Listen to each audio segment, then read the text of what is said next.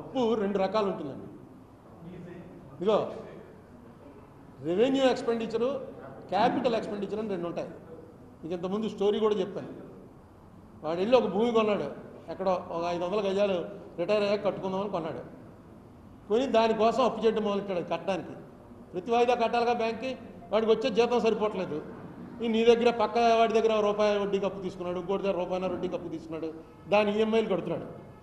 దాని రేటు దీనికన్నా ఫాస్ట్గా పెరుగుతుంది అనుకో, వాడు చేస్తున్న పని కరెక్ట్, క్యాపిటల్ ఎక్స్పెండిచర్ అవుతుంది అది. లేకపోతే రెవెన్యూ ఎక్స్పెండిచర్ అయిపోతుంది. ఇల్లు కట్టుకున్నాడంటే ఇల్లు కోసం అప్పు చేశాడండి అంటే అయిపోయింది. ఇప్పుడు మన వాళ్ళు చేస్తుందంతా రెవెన్యూ ఎక్స్పెండిచరే. క్యాపిటల్ ఎక్స్పెండిచర్ చంద్రబాబు గారి టైంలో కానీ ఇప్పుడు కానీ ఎప్పుడు కూడా క్యాపిటల్ ఎక్స్పెండిచర్ 25% దాకా రాలా. మీరు కాంగ్రెస్ గవర్నమెంట్ ఎప్పుడైనా చూసుకోండి, ఆంధ్రాలో 25% అవ్వకపోతే అక్కడ తీసేస్తారు సీఎంని.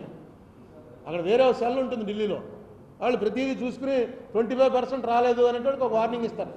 నేను వెళ్ళి పాండిచ్చేరి సీఎం గారిని తప్పించి వైద్యలింగం అనే ఆయన్ని సీఎం చేసింది నేనే ఇన్ఛార్జిని.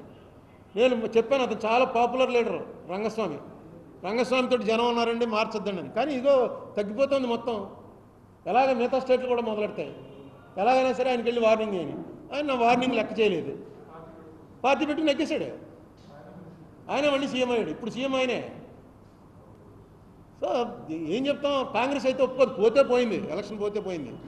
కానీ మనకు ఒక గైడ్ లైన్ పెట్టుకున్నాం, రూపాయలో పావలా ఖచ్చితంగా క్యాపిటల్ ఎక్స్పెండిచర్ చేయాలి. మిగతా 30 ఎలా అయినా పర్లేదు. పావలాకు మించి వస్తుంది అనుకోండి క్యాపిటల్ ఎక్స్పెండిచర్, అది చాలా ఆరోగ్యకరమైనటువంటి దీంట్లో ఉన్నట్టు. కానీ ఓడిపోతారు. మనకు 26 సీట్లు వచ్చి ఓడిపోయినప్పుడు విజయభాస్కర్ రెడ్డి గారు పరిపాలన చేసిన 3 సంవత్సరాలు highest capital expenditure in India. 92, 93, 94 highest capital expenditure ఖర్చు పెట్టింది ఇక్కడ. 26 సీట్లు వచ్చి తుక్కు కింద ఓడిపోయాం. సో దానికి ఎలక్షన్కి సంబంధం లేకపోవచ్చు, కానీ కొన్ని లైన్స్ ఉంటాయి. ఇప్పుడు తండ్రి చిన్నప్పుడు సినిమాకి తీసుకెళ్ళు, ఇంకో చోట తీసుకెళ్ళి అంటే తీసుకెళ్ళకపోతే కొడుకు తెగ తిట్టేస్తాడు. మా నాన్న పక్కటి చూడండి ఎంత బాగుంటుందో, మా నాన్న దొంగని.